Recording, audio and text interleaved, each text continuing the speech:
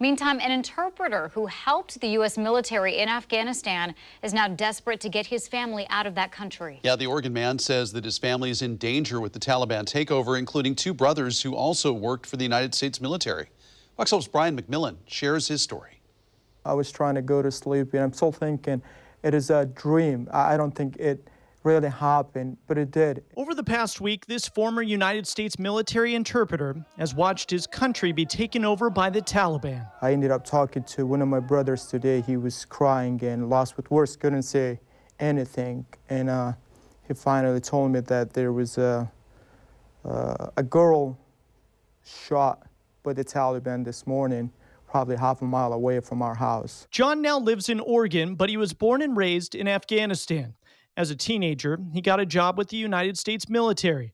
In late 2008, he became an interpreter, becoming the middleman between the Afghan townspeople and local officials and the U.S. soldiers on the ground. They were happy when the U.S. military came in and they needed help, they needed support. And I was one of those guys who jumped in and says, I will do it. John was real instrumental in kind of forming a bond between the people of Afghanistan and the U.S. forces. Retired U.S. Army Staff Sergeant David Benson was in that platoon. He worked with us, he slept with us, he ate with us.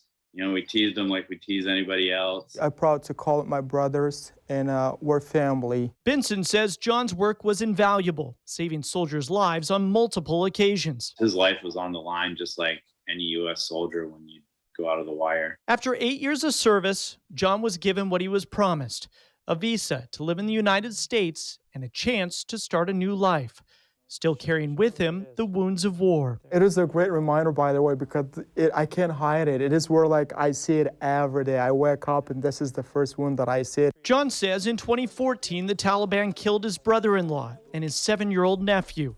They also shot his sister. She is alive after fleeing to another country. The rest of his family, including 2 of his brothers who also worked for the United States, are still stuck in Afghanistan.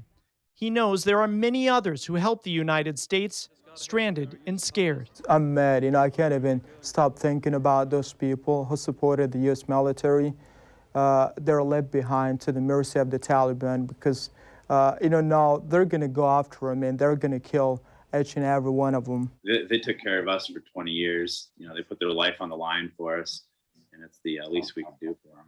John says he's proud of his work and thankful for everything the United States did for his country over the past 20 years.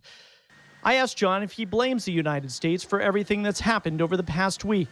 He says the U.S. pullout may have been too hasty, but he blames the Afghan government for not taking advantage of the money and support the U.S. provided over the years.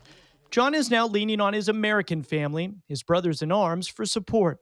For now, all John can do is pray and hope. I'm always worrying about him. And now, I'm very worried about him. Very, very worried about him because there's not a single day that I talked to him for the last couple, days that they were not crying. All of them.